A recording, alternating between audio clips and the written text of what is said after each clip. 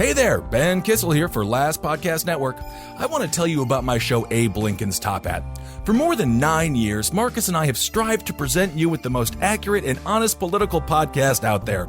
In these turbulent times, it's our intention to unite the country with impassioned debate that reaches out to the rational Americans who find their voices more muffled every day. Every week, I use my political science background, my experience running for office, along with my lifelong passion to stand up for the downtrodden, the wrongfully accused, and the invisible man and woman to bring you news like you haven't heard before. Let's face it, traditional news has failed us. We promise to always tell you the truth the best we see it, and I personally guarantee to not be swayed by hyperpartisanship, but be guided by facts. To listen, search Abe Lincoln's Top Hat on any podcast platform or go to lastpodcastnetwork.com and find it under shows. Hail yourselves, everyone! There's no place to escape to. This is the last podcast. On the left. That's when the cannibalism started. What was that?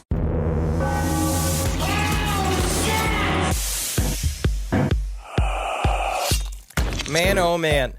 In Florida, the people just keep getting more lizardy. What do you mean? We're in a part of Florida right now that is like specifically very lizardy, like in terms of the people. They're leathery. Leathery. Yeah. Crackly skin. Yeah, cowboys, cowgirls. It's mostly the feet I'm concerned about. Really? I know I bring up feet a lot. People have told me that quite a bit, that I say the word feet quite a bit. But there's something about the sun-blasted toenails of a street man out here, or the regular sort of red-faced Florida man who's got the Guy Fieri the tan lines. Well, Guy Fieri, of course, he has those tan lines in the back of his head because that's where he wears his sunglasses. This is Side Stories, everyone. I am Ben Kissel. That's Henry Zabrowski. He's in beautiful, sunny Florida. Yeah, man. Oh, yeah, where I belong. I always remember that when I come here. I'm like, I belong here. This is where I'm meant to be, especially in the humidity. Of course. And of course, Travis Morningstar, our producer, is also here with us. Okay. Yeah, I'll do it. All right. Okay. So okay. We got a bunch. Okay. We got a bunch of fun stories to get to today. I got to say, number one, I'm not getting paid for this, but my gal and I, you know what we did, Henry? What? We got Shudder. And Shudder is the single greatest thing during the Halloween season. The horror films have been fantastic. I watched this one. Have you seen Tourist Trap before? We were talking about this. You actually told me, you sent me a text, solid 2 o'clock in the morning text. But of course. Honestly, it's a good one, but it was the Tourist Trap must see. I was like, okay. And I was Classic. like, I was okay. Because then I watch it because it's been so long. Because in our household, we don't watch a lot of slashers just because there's been so many of them. Like we are we are a ghost home. In terms of horror films, what we really enjoy, we are a found footage fan group, which is also something that's unique to us because a lot of people give found footage a lot of grief. When you do procreate and have your own little pierogi, what are you going to kick him out of the house if you find Friday the 13th in his closet? If he starts watching slasher films, you'd be like, "This is a ghost house. Get out of here." I'm assuming you're going to name him Jack after Jackie or something like that. No, if we have a son, his name will be Jefferson or Henry Thomas Zabrowski III, to live up to the power of his father. It's always important to start a child at a deficit. Right. I've always said this, and I think that because then they can work themselves up, pull themselves up by the bootstraps in order to make something special of themselves. No. They are allowed to watch whatever they want, I guess. It is a free world. There's no such thing as ownership. The Dispossessor showed me this. That in a proper world. And what you should do, technically, when I find him with a slasher film, is I'll explain to him. He's just going to have to put up with my lecture series. Really? The slasher film, while it is important, is mostly about the psychosexual tension of the 70s and the idea of punishing children for exploring their sexuality. And the more and more you hit that again and again, the more he'll be curdled by it. And then but wouldn't you rather be spooked by some ghosts? I don't know about all that. Well, either way, it's going to be an interesting parenting style that you have, and I can't wait for your parenting book, the one that is officially banned by all people who actually care for children. It's called 6 Feet Under, start your child at the bottom of a ditch and get them up to the top of a tower. And I mean, but what he does is like it shows them first just their eyeballs above a ditch, and then it shows them above with a golden rifle in a watchtower. Well, we don't want to go back to Texas here. That's all right. I also watched Beyond the Black Rainbow, which is directed by the dude who directed Mandy. It's his first film, and that is a lot. There's a little going on, but it's also a lot going on. It's a lot of imagery, and I would put it's style over substance. It's a little difficult to follow. The acting is great, though. Yeah, it's a very interesting film. You know what I would say is that if you like Beyond the Black Rainbow, or if you like the cut of Beyond the Black Rainbow's jib, a good film, a good person to really dive into is Jodorowsky. Have you ever seen Holy Mountain, Kissel? Oh yeah, of course. With jaguar tits shooting milk. The difference was Holy Mountain. It was action-packed. I'm going to say it was a straight-up Nicolas Cage drive angry action adventure compared to Beyond the Black Rainbow. And I'm not even dismissing the man. He's a great director. But it did give me a little bit of the I'm watching a college thesis movie. Like, It was like he learned all of this stuff. He's very talented, but he didn't have to, do it. Do it all. Yeah, I got it. I get it, You know what you should watch, too? El Topo. El Topo's got a lot of action. Okay. A lot of action. It's a good, solid Western. But see, Jodorowsky, again, what you're saying, I think you said it's a very astute observation, Kissel. Thank you. Is that it's true, is that Jodorowsky, is you're watching a surrealist master to, one thing about a surrealist film is it has to have the big gongongis. Uh-oh. And it's got to have hefty balls. It has to have substance. Right. It has to be telling a story. And that's the one thing Behold the Black Rainbow doesn't necessarily have, but it's fun to be just fucking whacked out. All right, so it has to have gagongis. Good to know, indeed. All right, let's do our first story here, Henry. So we talked about this. Now, this actually, I don't know, the Lord giveth this week. There's been some funny stories. We are blessed this week. Hashtag blessed, because I don't even know if necessarily this is even for us, but this story is incredible. All right, so Henry has a lot of quotes in this story coming up, but what happened was Shaggy 2 Dope, of course from the Insane Clown Posse, he attempted an assault on Fred Durst, of course from Limp Bizkit, while Fred Durst was on stage. If you get a chance, it's on ROXXXTV.com. They have a little video of it there, and it's probably on YouTube and everywhere else, but it is one of the funniest attempted assaults in history. So basically, Shaggy 2 Dope was at a Limp Bizkit performance in New Jersey, which I think is the only state that allows Limp Bizkit to still perform. And what he was doing there on stage... He's a director now. We forget that Fred Durst is directing films now. He is passing Limp Bizkit. And I am not even going to sit here and malign Limp Bizkit. Everyone, they did this thing where it's like, oh, they became uncool and they're laughing at. I rocked out to Limp Bizkit. I'm going to say, full disclosure, I like that Break Stuff song because I wanted to break stuff. I was 16 years old. And, who doesn't want to break stuff? So I'm not going to malign Limp Bizkit. They served a purpose. And I liked, who I did like? Wes. Remember Wes, the bassist or guitarist? Yes, with the black eyes. Yes, the women loved him. They did love him because he's another one of those. All of those guys. Him, was it from Marilyn Manson? Twiggy? Twiggy Ramirez? Yes, I believe it was Twiggy, taken from the Manson family, of course. Absolutely. What I'm saying is that, there's a lot of girls out there that are, for some reason, very intrigued by a man that could probably suck his own dick. It's also that lanky man syndrome where, he's got a big penis because he's got long arms. It's interesting. Growing up as large people as Henry and I were, all the women, they like the Kurt Cobain. They like the Kurt Cobain. They like sick men. They like sick men. Jesse Camp from MTV. And I was like, I'll never even speak to a lady. Of course, I spoke to a lot of ladies, had a lot of girlfriends, friends that were girls. Clarify. Whoa. This is great. Anyway, nonetheless. I remember there was an old MTV interview with Wes from Limp Bizkit, and he's in his full white face paint. He had to be. And his eyes had the black contacts. Yeah. And the interviewer goes, why did you make your face up like this?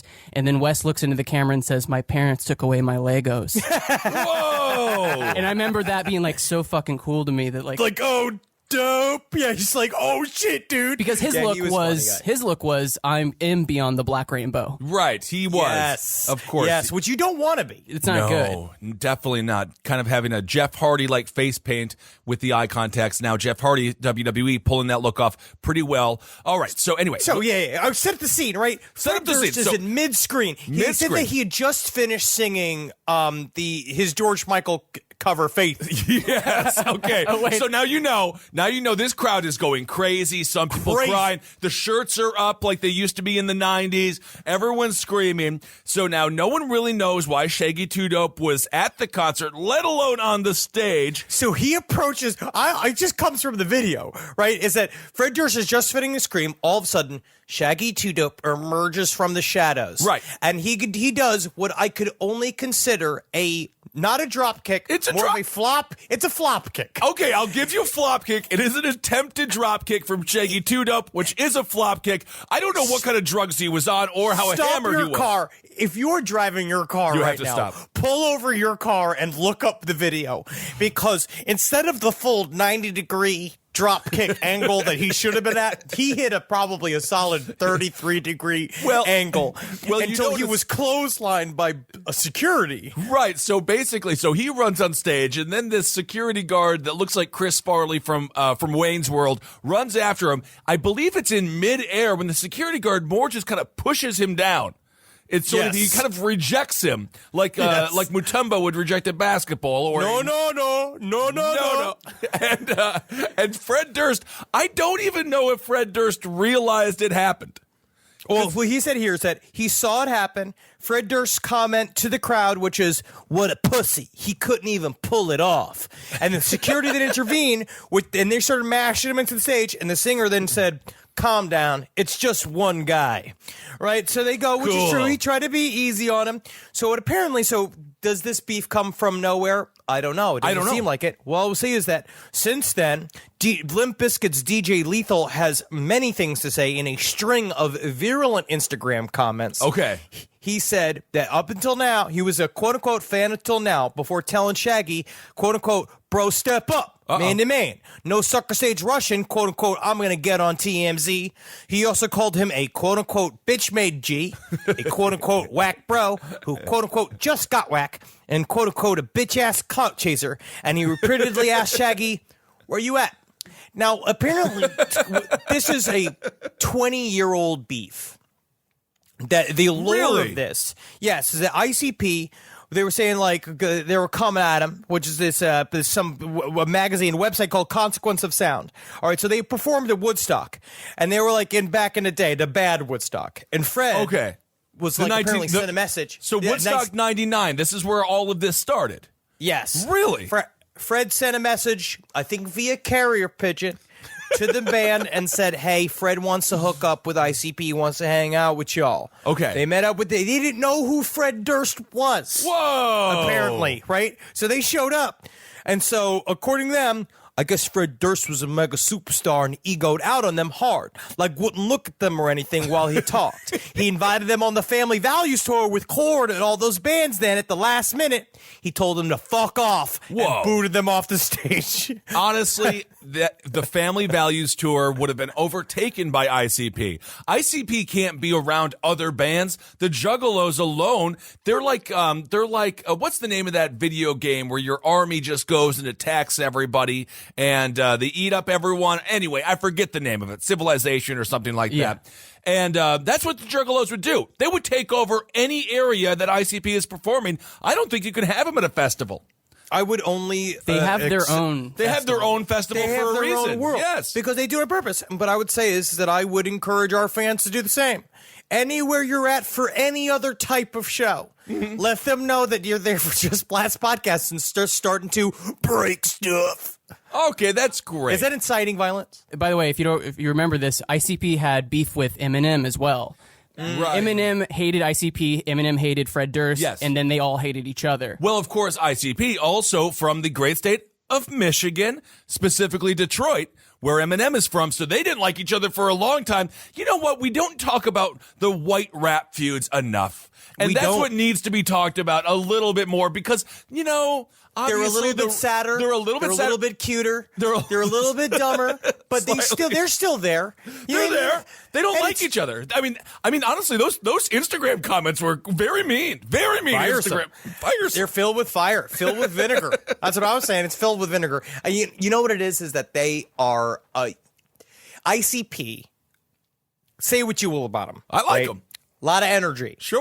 That's the main thing I'll say about ICP is that they have a lot of energy. Yes. And I think that they are trying to sort of situate themselves with other people because you notice the people that they feud with, even Limp Bizkit, I'm going to say, are better performers than they are. Ooh, that is you're gonna get your skull broke for that one. Do you mean to tell me that the great Malenko will be called upon me like a new form of Pumpkinhead to enact his revenge?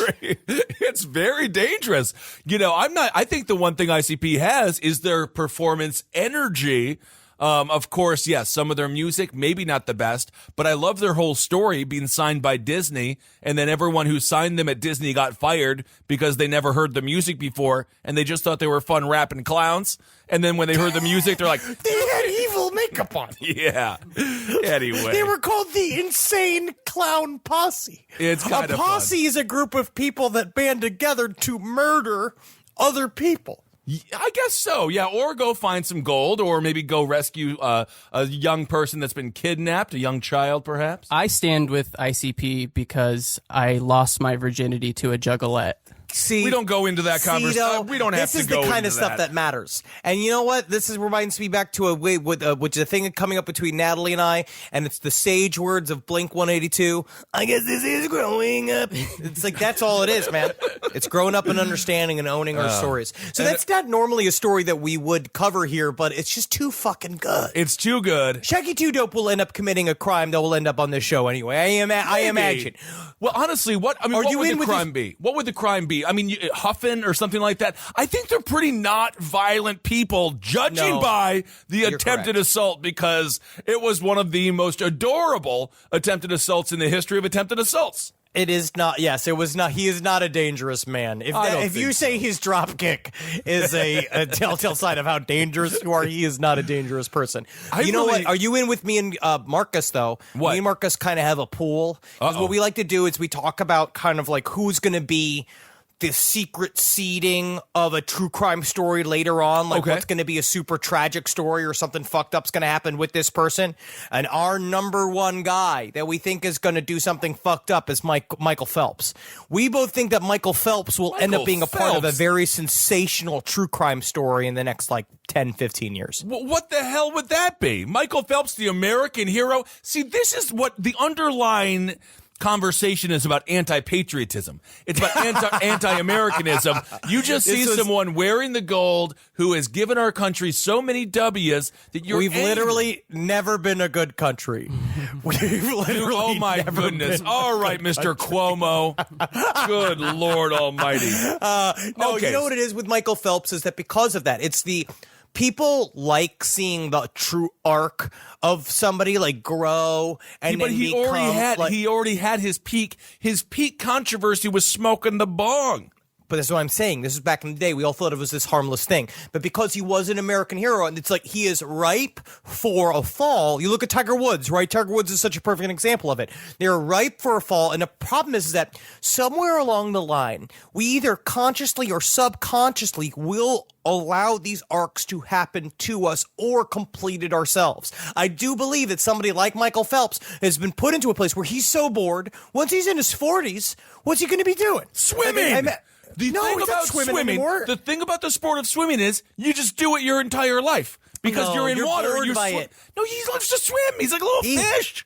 He hates to swim. He's like a shark. If he stops swimming, he stops breathing. He needs it. And also, when it comes to Tiger Woods, he had an affair. It wasn't a true crime story. We wouldn't have covered that. I will put it this way, though. If he could have, He would have killed his wife. I don't think you can even spread those kinds of lies. I can say whatever I want. Tiger is on a comeback, by the way, and I'm rooting for him. But it took a long time. It did take a long time. Because he couldn't squirt anymore. No, it wasn't. He couldn't get the squirt out. The squirt was in between him and his golfing. It was not. What? No. It's because. Yes. It is because his image was so squeaky clean. Yes. Which is always a mistake. Never make your image squeaky clean, because no one is squeaky clean. We're all human beings. And that's why he had such a big fall, because they're like, I can't believe it. And it's like, he's just a person.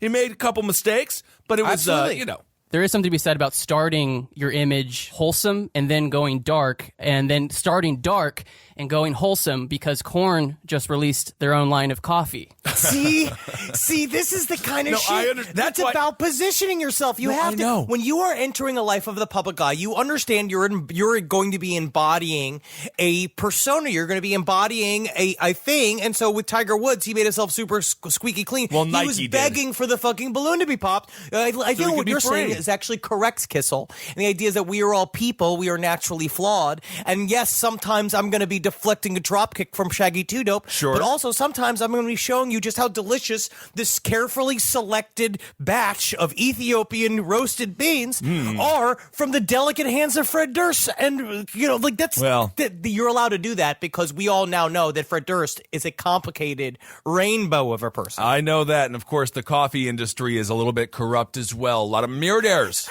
happen within There's a lot of murder. The battle of the beans. People are very caffeinated. They are. But another good example of that, he's so nasty and gross, Howard Stern, who is now on, what is it, America's Got Talent? Yeah, exactly. That is just wholesome enough for or America again, to the opposite, Jimmy Savile, starting extremely light and then let's not even talk about that, man. Molesting the children wasn't a career move. It was his hobby. It was his whole life. Anyway, all right, I got a story here. Good gracious. I just say it's important to remember to be careful who you pretend to be, all right? Because we are who we pretend to be.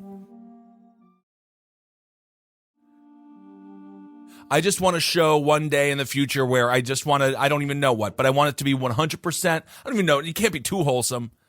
Food related. I just want food. You sipping Bud Light with a Pomeranian on your knee and reading the weather. And I think that's actually a story you should position yourself right, so that is the thing. So now you know what you have to do tomorrow is rent a car, and you need to leave it in the middle of the Washington Bridge. Like, you need to have one of those epic style meltdowns, and then you flip it with the healing path of Benjamin Kissel, and it's you with hair dyed blonde. You're in in a spa. I would love that. And of course, the weather's very interesting. We're going to be underwater in 2050. All right. Drunk birds. This is a story. Drunk birds. That's true. Perhaps. This is what you want to cover. Yes. This is what I want to cover. All right. So this is a story. It comes out of our wonderful state of Minnesota. Hello. Go. I can't say it. Go Pack, go. I was going to say go Vikings, but I can't even do it. I like how your pandering can't go that far. No, can't do it. So this story, the headline is drunk birds are causing havoc in a Minnesota town, but please say they'll sober up soon. It's police in Gilbert, Minnesota are warning residents about a youthful group of residents unable to handle their alcohol. They're not teenagers. Nope. They're a local bird population. This is according to Police Chief Ty Techer. He says the Gilbert Police Department has received several reports of birds that appear to be under the influence, flying into windows, cars, and acting confused. In early frost meant that the berries. So why is this happening? In early frost meant that the berries had fermented earlier than usual, he explained, and the birds were eating them and getting drunk. So basically, they're getting slammed off a Pruno. They're just getting hammered. It's sangria. Right. So it's a great story. It is a great story. My question is that what else do the birds do besides just flopping around?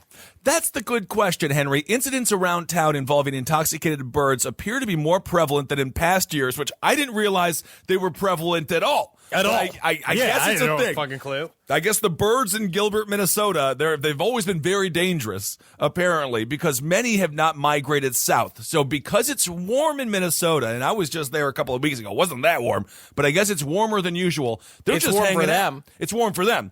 So it's like 35 degrees. So they're just chilling out there, being like, oh, what are we already in Florida? It's like, no, you're not in Florida. You got to get out of Minnesota. So this is according, again, to what's happening. This is according to Tecker. It appears that some birds are getting a little bit more tipsy than normal, which, again, I did not realize they got drunk at all. He wrote, generally, younger birds' livers can't handle the toxins as efficiently as more mature birds. He concluded there is no need to call law enforcement about these birds, as they should sober up within a short period of time. Can you imagine? Are they really calling the cops on the birds? I guess so. Which is like, why are you calling the police? What is that? What is that 911 call? What are you? There is a sparrow outside making what I can only assume are inebriated bird noises. Is it gonna rape my father? My father's an old man. I saw a video today that was a bunch of people on a boat, and then a big whale came near the boat and scared them to the point where the woman on board called the police to say that the whale was too close to the boat. You know what? Oh my God. People need to stop calling the police basically for anything, unless you walk into your home and you find your mother dead. And then you say, okay, I got to call the police here so they can come and figure out what the heck happened. Other than that, never call the police. I don't understand this obsession of calling 911. What are they going to do? I try to never call 911 unless I'm lonely. Well, but when you're just out there with this, what's the cop going to do to the whale? Is he going to jump on the whale? Shoot it. He's going to shoot it. He's just going to shoot it. And then the cop will be like, another job well done. I mean, what the hell do you want him to do? Yeah, you know what's nice about shooting the whale? It ain't man. So I don't go to jail no more. He'll go to jail if he does it to a man, too. So according to some residents on Facebook, they say, this is according to one little Facebook comment, he says, this explains why I have hit 7 birds with my car this week. What are you doing? I don't know. 7 birds in a week. Jesus I would honestly just feel like, am I the devil? Am I being hunted? Am I in Suspiria? Like, what's going on here? Is this a Hitchcock film? Day you're on your way to work, you're like, oh, and then you have to scrape sparrows off your grill, like all their spattered guts all over the fucking your lights and shit, all hard and stuff. You're like having to explain to your daughter what death is in terms of groups of birds being massacred by your car. So this Facebook thread really went on for quite a while. One person wrote, I was going to say something, but I thought I was crazy. This has been happening to me. Seriously, 2 birds dove into my windshield, both on the way to work and on the way home. I was wondering what was going on. That is, honestly, it is truly horrifying. You're just driving your car, you got birds attacking your windshield. 4 in one day and 7 in 1 week. That's a hell of a lot of birds to be hitting your car. You know what? Upon reframing it, it is true, because you know what it does sound like. It sounds like The Birds. Yes. Or it sounds like the movie The Crazies or some shit. Yes. It sounds like everybody is in a very like everything's going insane, which has got to be very, very scary for everyone. The police statement ended with a suggestion that the residents of the small northern Minnesota town call. So they are requesting they call if they see, quote, angry birds laughing and giggling uncontrollably. Okay. So now and they're appearing to be happy. Everybody. I think so, yeah. Or Tweety acting as if 10 feet tall and getting into confrontations with cats. So yes, I think the cops, and this is a pet peeve of mine, when cops put on their comedy cap and they start using humor, because again, they are an extension. They're basically militarized at this point, and they can just shoot your entire family. They really just not very funny. With no punishment at all. No, that's why I feel like if you see a comedian on stage with like an AR-15, it's going to hurt the jokes. It's just going to hurt the jokes. I don't like funny cops. No. I don't like funny dentists. No. And I don't like, it's just a fucking... I'm going to say, I could go with the funny dentist. Dr. Giggles gave the dentist a bad rap when it comes to their humor. But sometimes you're sitting there, and a dentist can really hit you with a funny one. And that's kind of fun. They're literally never funny. If a dentist wants to be like interesting, they should like ride a longboard to work. They shouldn't make jokes. Cool dentist. No, I don't want to. If you're renting a scooter to go be a dentist. That one of these disposable scooters, you should not be working on human bodies. You should not be a fucking doctor. Honestly, what I want in my police officers, the personality I want is the main protagonist in Westworld, the robot cowboy. But I want him before he changes. I want a yes, ma'am, yes, sir. I want a collegial, nice cop who is always just out there looking for the good of the people, looking out for the good of the people.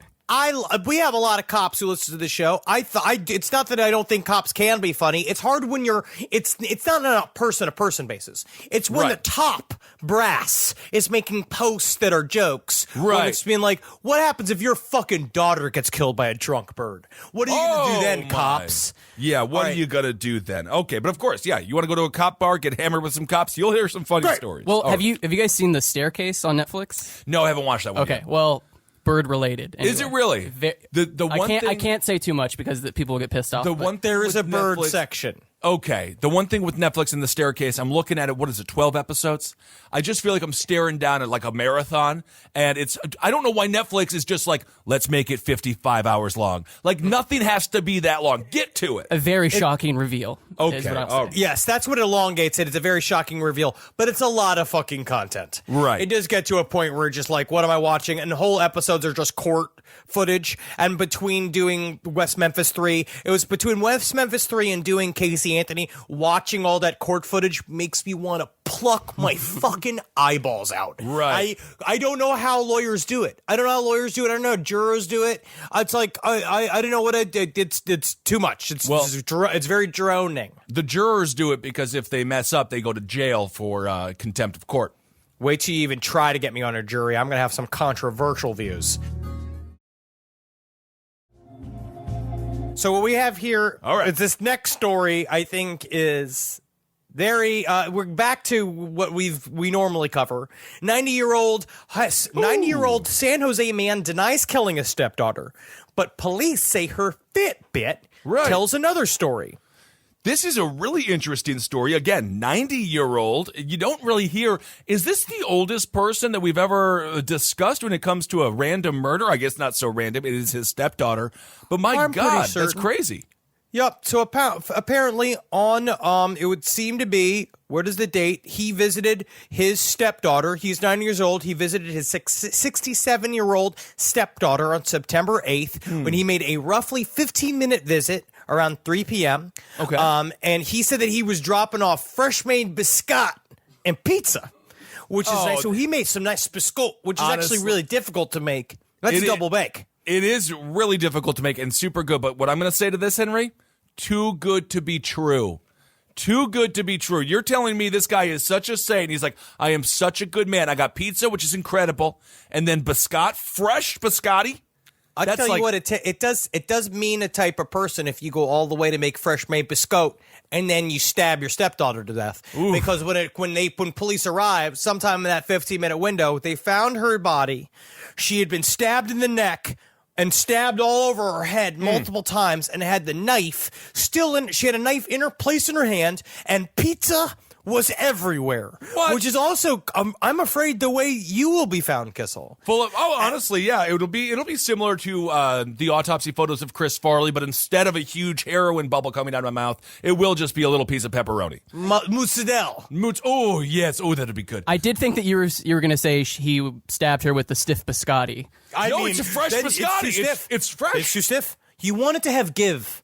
You want it to have a little bit of give, but it's also nice. Ooh, when you dip it in a nice coffee, you get a nice little cappuccino. And you just like slip it in there, and you get a little soft, and you snap it off there. Nice almond biscuit. I love it so much. This is what I want to do, Kathy Corner. I just want to talk about. Oh yeah, yes. Anyway, but what happened was it wasn't this woman getting stabbed to death. It wasn't exactly right away. The cops, they didn't find her body for a couple of days. Her neighbors are like, "Where is she?" And so the cops go in there, and they're like, "What the heck happened here? Something went horribly wrong, obviously." They check out her Fitbit, and this is what's so fascinating about these devices we're all wearing. They monitor everything that's going on inside of our bodies. See, and the way they're positioning the story is they're like, thanks to Fitbit, that this man was caught using surveillance cameras to locate his car to drive. When they tracked him, he arrived at the Navarres Parkway at 3:12 and left at 3:33 p.m. They saw it all on cameras.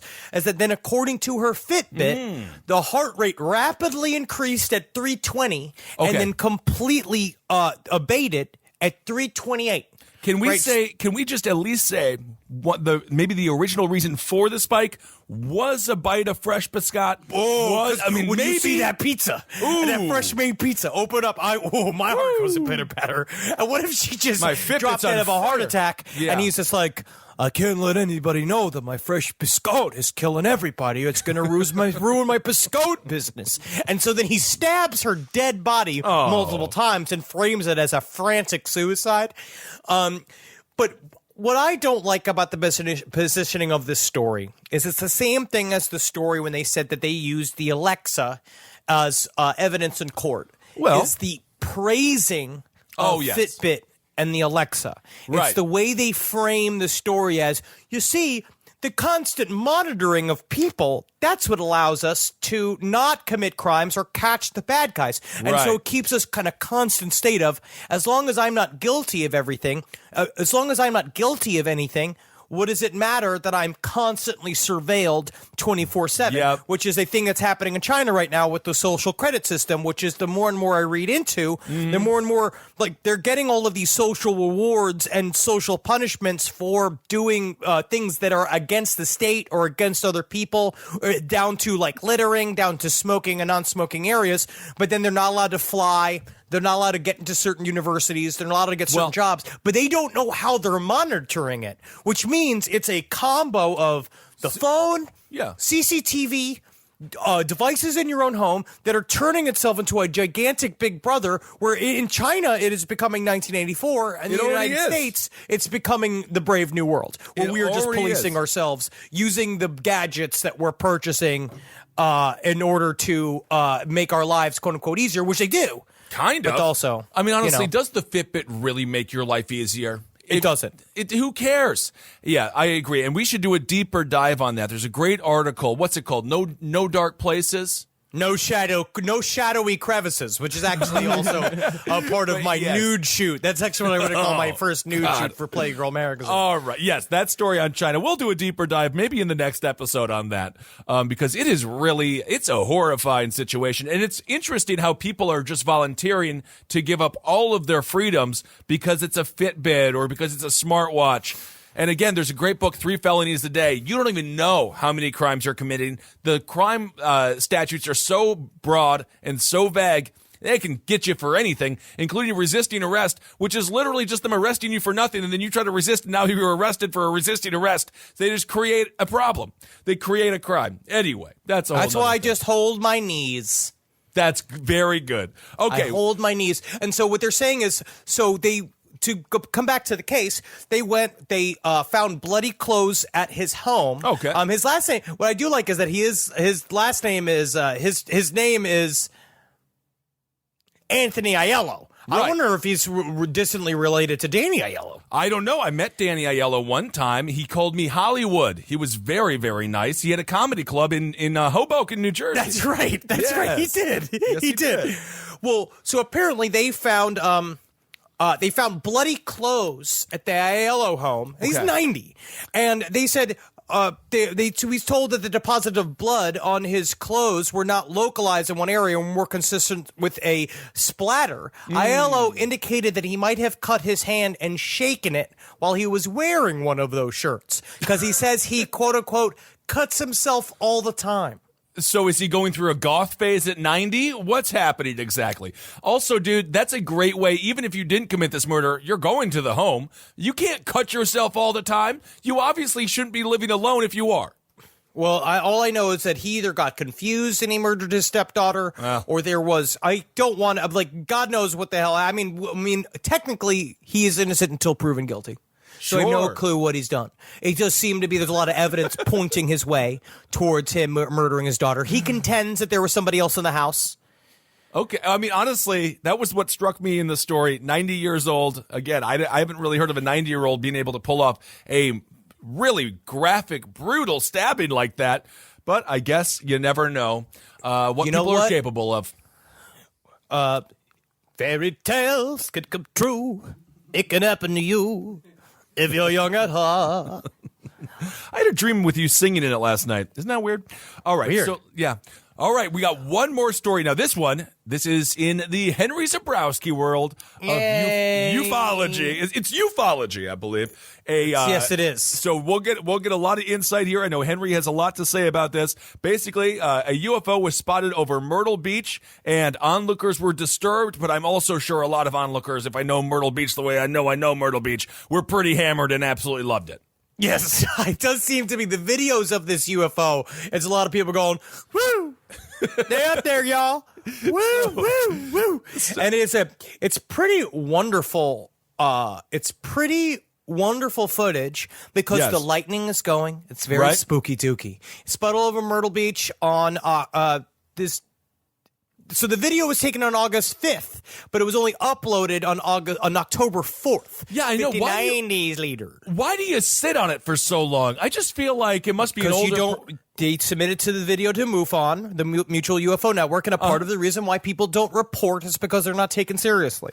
Okay, so the mysterious lights, they were spotted over Myrtle Beach in South Carolina. This, again, was in August. Now, it raises questions about where the lights came from and what the hell were they doing up there. They're pretty spooky dooky, man. They are, so if you get a chance, again, go in there and check it out on YouTube. It's UFO sighting filmed in Myrtle Beach. So now, how would you describe what people are going to be looking at if they haven't seen it yet? What kind of UFO is this? Orbs. This is an orb. These are orbs. They look at they're floating in the sky. They don't look like shit. I tell you what, I don't know what the hell it is. I mean, like, again, I haven't done my shadow hours yet because technically they could be.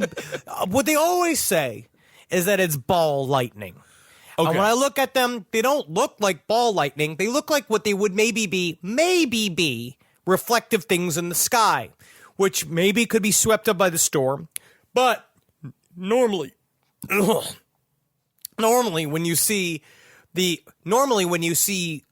things reflecting in the sky, it has sort of like a blink blink, like you could see the light catch it, like when you swift it. But you're watching as 5 objects in the sky sort of hover like they're on strings, right? Like the original, when Kenneth Arnold first saw a UFO, and where the term flying saucer came from, is the sort of wobbly aspect, the way they sort of hover in the sky like they're hanging. Yeah, like bad Ed Wood props from an Ed Wood film.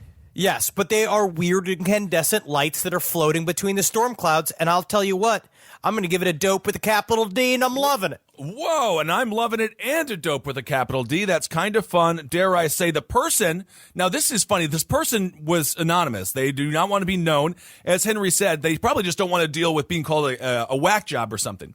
But this is according to what the person wrote on a website. He said, taking pictures, or she, I don't even know, taking pictures and time-lapse of incoming storm. They were taking pictures and time-lapse of the incoming storm. I was taking the pictures off the edge of a long pier after dark, so there were no reflective surfaces around. I did not notice the objects until I returned home and checked the photograph and video. So that's pretty fun if you check it out, and then you're like, that's like when you see a haunting image in the back, or a ghost. Yeah, that's pretty cool. That's the kind of shit I like. When you look at it, you're like, what the fuck is that shit? Except I still haven't seen anything. But I think there's a lot of complaints that a lot of UFO sightings are going down. And you know what I'm going to attribute that to? What? People not looking up from their phones. Really? You need to look at the sky. Because everyone wants to say, like, yeah, maybe that makes me an old fucking crank. Maybe I sound like an old man shifting around, wishing things were the ways they were, which a bunch of little boys in the street selling papes and hitting a circle with a stick. And that was when things were, that was what was fun then. You know what I mean? The decade... The time of the newsy. I don't think you were alive during that time. I saw the newsies. Polio and stuff like that. Although polio's back on the rise because no one's vaccinated anymore. But back when Santa Fe was a place people wanted to go. Oh. You know, and nowadays No, everyone's glued to the bip boops, sitting Right. there doing their clickety-clocks, getting their likes and their hearts and whatnot. Right. When it should be looking up to the sky, scanning the sky, seeing the stories that were told by the heavens to the Native Americans. You do, and I love that. I love Native American lore, and they are right about spirituality. We need to get back to the earth. Okay. I love corn. I love tents. I love the idea of praising the animals, and I love the idea of praising the spirits and things like that. I like the Native American lore quite a bit. You know what's nice? A yurt. Yep. Don't know what If it you got is. a good one, Oh, yes. Is that a tent? it's a big tent. Cool. I do like those. I will say, yes, I don't know what's going on. Stop looking down. But I will also say, don't just look up. Look straight, too. I can't even tell you how many people they just run into me. And I'm like the softest wall, so they're like, yes, thank you. They're like, oh. Yeah, yes, like well, they're in you an insane asylum. Right. So just kind of look every now and again. I find Has Brooke ever told you that your body is like the wall of an insane asylum? No, but I think that's it's mildly offensive. It's something I could work on, but it's also cozy. So We're all soft. yeah, I like being soft. Yeah, you got to be soft. Yeah, We're get going to a be all hard bod. rigid? No, I don't care. I don't. Well, Shannon Tatum's got a little head anyway. I don't want that kind of body. The amount of work you have to do Channing Tatum lives in a world of misery, okay? We're going to just say this right now. If you look at the Mark Wahlberg schedule, they get up at 3 o'clock in the morning to work out. Yeah. All right, and yeah, they look good, and yeah, they have millions of dollars, and yeah, they're super famous, and yeah, they stick their wick into every gaping piece and every town they drift into. Well, I but don't are they think they do happy? that. No. I don't know if they're happy.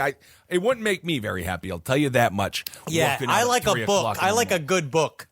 Just a good documentary. Just give me a good doc. I'll do a The sit-up every now and Dispossessed by again. Ursula K. Le Guin, and people have already said that I was simplifying the last time I was talking about it, and it's true. I do barely understand it, but I will say a true anarchic society takes intense responsibility. Okay. Yes, and of course, it's not actually a plausible thing because someone will want power. All right. But you got to be ever vigilant. That's what the whole point of the society is that constant vigilance is very difficult to maintain that type of equality. Well, it just seems like there's other things to do in the world. Well, yeah, there's a lot of things to do in the world. We would not technically be able to work in that world of anarchism because we work upon the largesse of others. Actually, opposite. We are truly just jesters. We're troubadours that only live upon the favor of our fans. I want to say thank you for the fact that you're even here listening to us. Yes, we love you very much. All right. So yes. So that video. Check out that video. UFO sighting filmed in Myrtle Beach. Compelling stuff. And yeah, keep on looking up to the skies. We have sometimes people will come up to us and they might say something a little bit creepy about, oh, I want to get on your show. If you want to make it on the show, find a UFO. Just remember that. It kind of rhymes. If you want to make it on the show, find a UFO. Find a UFO. You send Because that in. We will talk about that. We will show that. We will blast it on our live stream, which can we announce is coming back soon? Yes, live stream is coming back the week of Halloween. We're coming back the Tuesday before Halloween. So if you have any UFO footage, shoot it our way. We'll play it on the Adult Swim live stream for you. That'll be Tuesdays at 8 p.m. I cannot wait to start that show again. We've missed talking to you so much. Cannot wait. We'll and also, we will be recording 4-hour creepypasta episodes. Remember, email. We're going to be doing this on October 23rd. Okay. We're going to be recording. So we need these things as soon as you can get them, and we need them short. We need them we're looking between a minute to 3 minutes read. Yeah. And to send all of your creepiest shit to Side Stories, LPOTL. Again, that's Side Stories, LPOTL @gmail.com. Yes, we cannot wait to read your stories. Awesome. Well, those were kind of some fun stories of the news. Those are kind of some fun true crime stories in the news this week. And we hope you enjoyed the episode. Thank you all so much for listening. Anything else we want to plug here? I don't know. I think we're pretty good. Keep on supporting all the shows here. I'm pretty good. I tell you what, there hasn't been more slime. The slime has stopped, but I joined the neighborhood app of Nextdoor. I changed it because you can join. It's like a neighborhood. You just talked community. about not wanting to be part of the 1984 problem. I only joined it because I wanted to see if other people was looking into the slime. 2 posts about slime. But now you are part I'm just I going to say... deleted it immediately. I just wanted to know I was correct. Okay. All right, be careful. People ratting out their neighbors. Loud music over here. Is that a satanic cult over there? What's happening? You mess with the bull, you get the horns. You come over here, you want to stop me watching movies about women screaming all night long? Well, you're going to have to find out what actually is happening. Well, when the police bust down your door and pop you in the head, and they'll have to kill Wendy, too, because Wendy will attack what I them. do is I immediately shift into entertaining. And once they come in the door, then it's been like, oh, Mr. Officers, I can't believe. It's just like, gotta catch that train. I do all of the Music Maker. The Music Man? You're just gonna sing some Music Man songs. I do the Music Man. Maybe talk about Oklahoma. Yeah. Okay. Well, I hope that works. I don't know. All right, everyone. Thank you all so much for listening. Enjoy all the shows here on the Last Podcast Network. Thanks for all the support for Abe Lincoln's Top Hat, the political show that I do with Marcus Pox, and occasionally Travis as well. Yes. You guys have been really wonderful there. So hail yourselves. Satan. Yeah. Live, love, and line. I'm trying to get back into my Australian accent. No, I honestly... Live, line, and live. Out of all of the accents that you've done, and you know I always loved your work. I think you're very talented. The Australian accent does seem to be the most controversial in the sense that people don't believe it sounds Australian. Effective. I was like, there's a couple of words I try to use to get back into. It's like effective, in line, like, foul. I don't know, man. I think when I'm not from Australia. If we ever, well, we know that if we go there next year, which would be an awesome thing. I think by the end of the trip, you'll have it down pat. You'll know it. It's just like, I can do any time. It's good for you today. Ah, fuck. I had it for a while. I had it the other day. All right, everyone. Hail yourselves. Hail me. See you soon. Triple L, everybody. Triple L. Magustalations. You dirty whores. Oh, my goodness. Leave everyone alone.